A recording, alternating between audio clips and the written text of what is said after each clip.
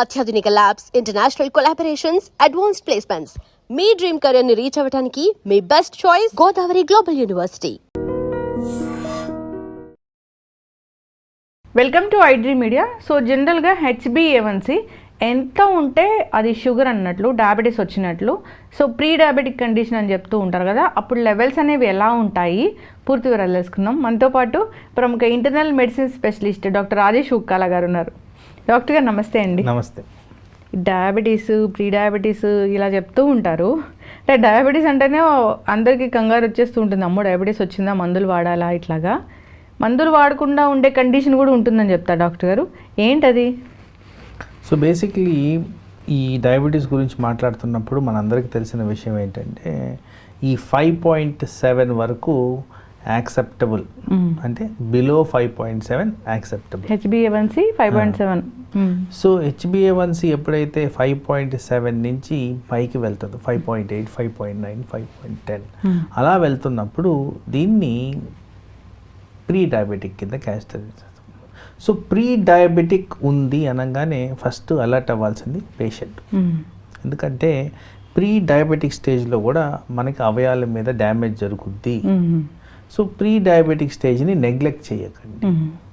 So ఆ టైంలో బహుశా ట్యాబ్లెట్స్ పెట్టకపోవచ్చు, కానీ మీకేవైతే రెస్ట్రిక్షన్స్ ఉన్నాయో, మీకేవైతే రెగ్యులేషన్స్ ఉన్నాయో అవి ఫాలో అవడం, ముఖ్యంగా మనం నిద్రపోవడం, ఎక్సర్సైజ్ చేయడం, డైట్ కన్సిడరేషన్ చేయడం, తర్వాత రెగ్యులర్ చెకప్స్ చేసుకోవడం, ఇది ప్రోగ్రెస్ కాకుండా చూసుకోవడం, ఇవన్నీ కూడా చాలా ఇంపార్టెంట్. సో ఈ 5.7 to 6.4 వరకు ఇది pre diabetic stage. Most of the పేషెంట్స్కి జనరల్గా మెడిసిన్ అయితే పెట్టాం. ఇప్పుడు 5.7 దాటిందంటే ప్రీ డయాబెటీస్ ఉన్నట్లే. అప్పుడు మరి ఫాస్టింగ్ పోస్ట్ లంచ్ చూస్తారా? ఓయా. సో దాంట్లో కూడా మేము రెఫరెన్స్ రేంజెస్ తీసుకుంటాము. సో ఆ ఫాస్టింగ్ అనేది ఎనీవేర్ బిట్వీన్ 100 to 125 వరకు ఇది ప్రీ డయాబెటిక్ స్టేజ్ కింద కన్సిడర్ చేస్తాం. 100 బిలోనే ఉండాలి అసలు షుగరు. ఎస్, 100 బిలో ఉంటే అది కరెక్ట్. సో అలాగే పోస్ట్ లంచ్ అనేది ఎనీవేర్ బిట్వీన్ 140 నుంచి 200 మధ్యన ప్రీ డయాబెటిక్ కింద కన్సిడర్ చేస్తాం. ఇప్పుడు షుగరు HbA1c 6 దాటింది, లేదా మీ ఫాస్టింగ్ బ్లడ్ షుగరు 100 దాటింది అన్నప్పుడు వాళ్ళు ప్రీ డయాబెటిక్ కండిషన్, మందులు రాయొచ్చుగా డాక్టర్ గారు? మందులు డెఫినెట్గా రాయొచ్చు. ఎవరు ఇష్టపడతారు? మందులు అనగానే అవసరమా, ఇది బార్డర్ లైనే కదా, నేను వేరే దగ్గర చేసుకున్నప్పుడు ఇలా రాలేదు, ఈ ఒక్కసారి ఇలా వచ్చింది, ఇలాంటి ఎక్స్క్యూజెస్ చాలా ఫ్రీక్వెంట్గా వింటూ ఉన్నాం. కానీ వాస్తవానికి ఆ స్టేజ్లో పేషెంట్కి కూడా ఆపర్చునిటీ ఇవ్వాలి మేము, ఇది నార్మలైజ్ చేసుకోవడానికి. ఇప్పుడు సంక్రాంతి వచ్చిపోయింది, చాలామంది ఆ స్వీట్స్ బాగా తింటారు. ఆ టైంలో మార్జినల్ ఎలివేషన్స్ ఆఫ్ షుగర్స్ జరిగేదానికి ఆస్కారం ఉంది. మరి ఆ షుగర్స్ని రివర్స్ చేసుకొని, కొద్దిగా డిసిప్లిన్ చేసుకొని, ఎక్సర్సైజ్ కాంపనెంట్ యాడ్ చేసుకుంటే ఇది అక్కడే ఆగిపోతుందా, పెరగకుండా మనం కంట్రోల్ చేయగలుగుతున్నామా, ఈ కాన్ఫిడెన్స్ లెవెల్స్. ఎందుకంటే డయాబెటిక్స్లో మెడిసిన్ ఇవ్వడమే కాదు, సైకలాజికల్ మేనేజ్మెంట్ కూడా చాలా ఇంపార్టెంట్. చాలామందికి యాక్సెప్టెన్స్ లెవెల్స్ చాలా తక్కువ ఉంటాయి. డయాబెటీస్ వచ్చిందనగానే బాగా దిగులు పడిపోవడం, దాని గురించి ఎక్కువగా ఆలోచించుకోవడం, స్ట్రెస్ పెంచుకోవడం, ఇలాంటివి జరగడం సహజంగా గమనిస్తాం. కాబట్టి పేషెంట్ని కూడా మనం కన్సిడర్ చేసుకొని వాళ్ళ స్ట్రెస్ కాంపనెంట్ని తగ్గించే విధంగా బిహేవ్ చేస్తేనే అది కరెక్ట్ అమౌంట్ ఆఫ్ ట్రీట్మెంట్ కింద కన్సిడర్ చేస్తాం. ఇప్పుడు 6 to 7 మధ్యలో వచ్చింది HbA1c అన్నప్పుడు వాళ్ళు ఏం తినాలి, ఏం తినకూడదు, ఏం చేయాలి ఎక్సర్సైజ్ అంటే? సో ఐడియల్ సినారియో అగైన్ మీరు 6 to 7 అంటున్నారంటే almost range of higher pre diabetic and diabetic patients వచ్చేస్తున్నారు అక్కడ. అవునా? అంతే కదా, 6 నుంచి 6.5 అబవ్ నుంచి డయాబెటిక్గా ఉన్నట్టు. సో వీళ్ళందరూ కూడా ఫస్ట్ అండ్ ఫార్మోస్ట్ నిద్ర సరిగ్గా పోవాలి. ఆ నిద్రని చాలామంది నెగ్లెక్ట్ చేస్తారు. ఈ ప్రాపర్ స్లీప్ అనేది ఇంపార్టెంట్, అది కూడా నైట్ టైం. రెండోది కంపల్సరీ బ్రేక్ఫాస్ట్ తినాలి. ఈ బ్రేక్ఫాస్ట్లో ప్రోటీన్ కంటెంట్ ఎక్కువ ఉండేటట్టు చూసుకోండి. అంటే మన కన్వెన్షనల్ మెథడ్ ఆఫ్ ఇడ్లీ దోశల కన్నా కాస్త పెసరట్టు, రాగి దోశ, మొలకలు, సీడ్స్, తర్వాత నట్స్, ఎగ్స్, మిల్క్ ఇలాంటివి ఎక్కువగా ఉండేటట్టు మనం బ్రేక్ఫాస్ట్ ప్లాన్ చేసుకొని మనం తినే ఆహారంలో ఉదయం నుంచి సాయంత్రం వరకు తినే ఆహారంలో హైయెస్ట్ అమౌంట్ ఆఫ్ సబ్స్టెన్సెస్ ఆ టైంలో తీసుకోవడం అనేది ఇంపార్టెంట్గా గ్రహించాలి.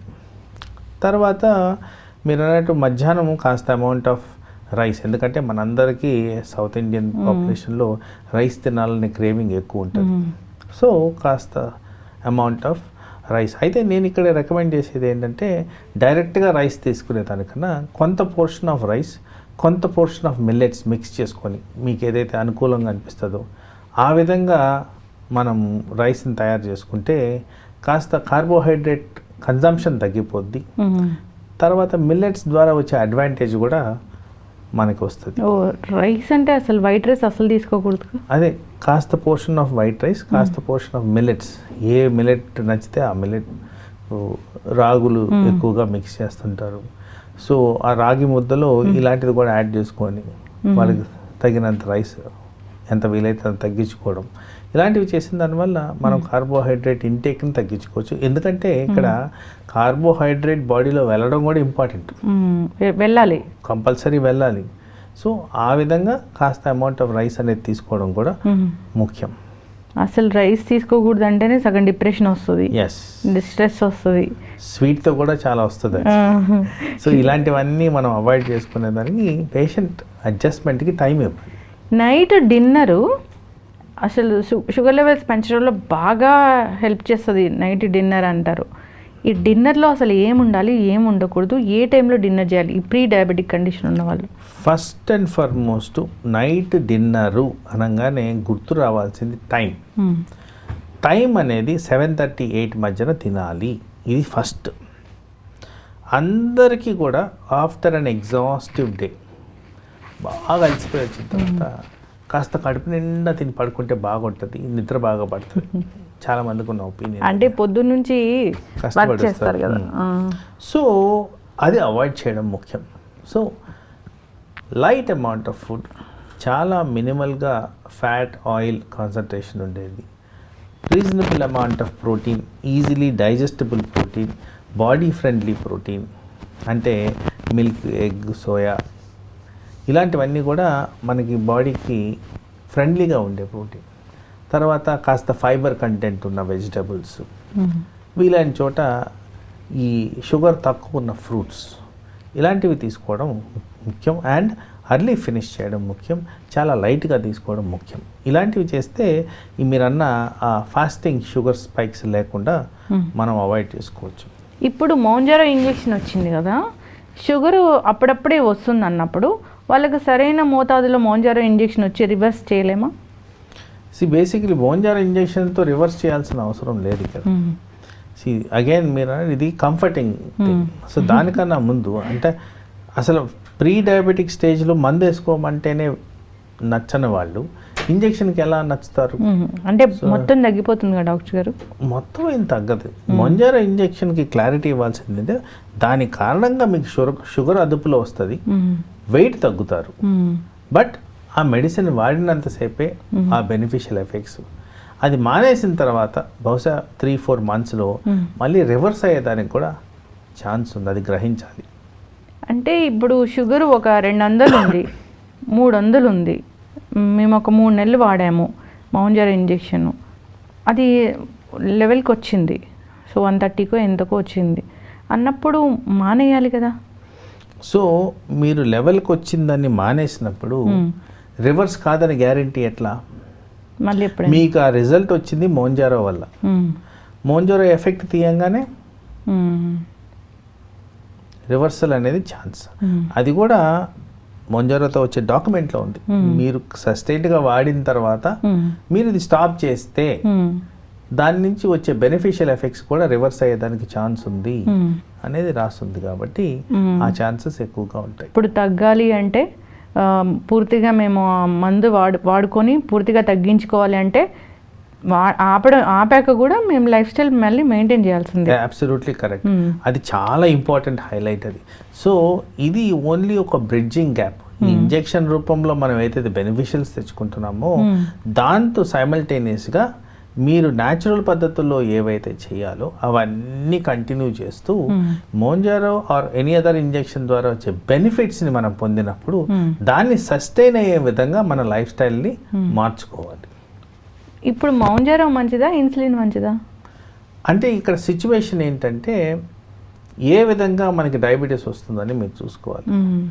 మోస్ట్ కామన్గా వచ్చే డయాబెటీస్ ఊబకాయం ద్వారా వస్తుంది.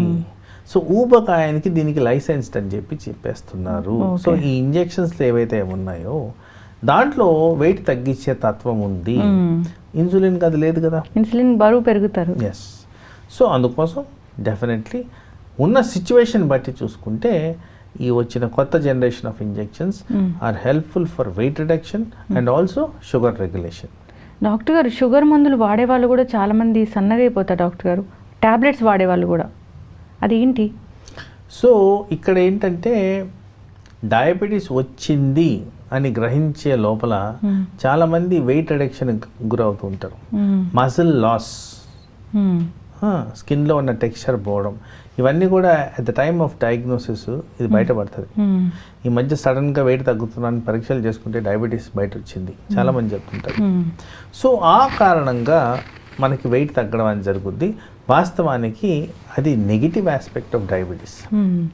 సో మీరు అనేది ఏంటంటే ట్యాబ్లెట్స్ వాడిన వాళ్ళల్లో కూడా వెయిట్ లాస్ వస్తుంది అని, అది only a few percentage of people. అది కూడా ఇది వరకు ఏదైతే ఈ కొత్త డ్రగ్స్ వచ్చాయో, ఈ గ్లిఫోజోన్ అనే ట్యాబ్లెట్స్ వచ్చాయో, దానికన్నా ముందు మెట్ఫార్మిన్ ద్వారా కాస్త వెయిట్ న్యూట్రాలిటీ, వెయిట్ తగ్గడం అనేది జరుగుద్ది. కానీ మిగతా మెడిసిన్స్తో అంత ఎక్కువగా అప్రిషియబుల్ వెయిట్ లాస్ అయితే ఉండేది కాదు. ఇప్పుడు వచ్చిన ఈ గ్రూప్ ఏదైతే ఈ డాపాగ్లిఫోజోన్, ఎంపాగ్లిఫోజోన్ అని చెప్తా ఉన్నాం చూడండి, వీటితో కాస్త అమౌంట్ ఆఫ్ వెయిట్ లాస్ అయితే ఉంది. దాని ద్వారా weight reduction and sugar reduction సైమల్టేనియస్గా జరుగుతున్నాయి. కాబట్టి పేషెంట్స్లో మీకు వెయిట్ లాస్ లాగా కనిపించడం సహజంగా మీరు గమనిస్తుంటారు. చక్కటి ఇన్ఫర్మేషన్ డాక్టర్ గారు. ప్రీ డయాబెటిక్ కండిషను 5.5 దాటినప్పటి నుంచి 6.5 వరకు ఉంటే HbA1c, సో 100 దాటి 120 బిలో ఉంటే అది ప్రీ డయాబెటిక్ కండిషను. అయితే ఇక్కడ ఛాన్స్ ఇస్తారు, మీరు మందులు వాడకుండా వాళ్ళకి ఛాన్స్ ఇస్తారు. వాళ్ళ లైఫ్ స్టైల్ చేంజ్ చేసుకోవాలి, ఈటింగ్ హ్యాబిట్స్ చాలా హెల్తీగా పెట్టుకోవాలి, ఇలాంటివి. అప్పుడు కూడా అవ్వలేదు అంటే మళ్ళీ 3 months తర్వాత చెక్ చేసుకోమంటారు. పెరిగినాయి అంటే ట్యాబ్లెట్స్ వరకు వెళ్ళాల్సిందే. ఈ ప్రీ డయాబెటిక్ కండిషన్ని హెల్తీ లైఫ్ స్టైల్ మెయింటైన్ చేస్తూ రివర్స్ చేసుకోవాలని చెప్తాం డాక్టర్ గారు. చాలా చక్కటి ఇన్ఫర్మేషన్, ధన్యవాదాలు. And for more videos, Please subscribe to iDream. Please subscribe to iDream. Please subscribe iDream. And please subscribe to iDream. For more videos, subscribe to iDream. please like, share and subscribe to the channel. Congratulations, iDream. Subscribe to iDream. Subscribe to iDream. So subscribe to iDream Media. iDream ki iDream team andarki huge congratulations. Please subscribe iDream Media. Please subscribe to iDream. Subscribe iDream. Please subscribe to iDream. iDream అంటే నా కళల ఛానల్ను subscribe చేసుకున్న నోరు తిరుగుతలేదు, మీరైతే గంట గుర్తు కొట్టండి. For more such videos, please subscribe to iDream. Subscribe to iDream. Please subscribe to iDream. Please subscribe iDream Media. Please do subscribe to iDream. Please subscribe to iDream Media. For best entertainment and information, please subscribe iDream. And don't forget to subscribe to iDream.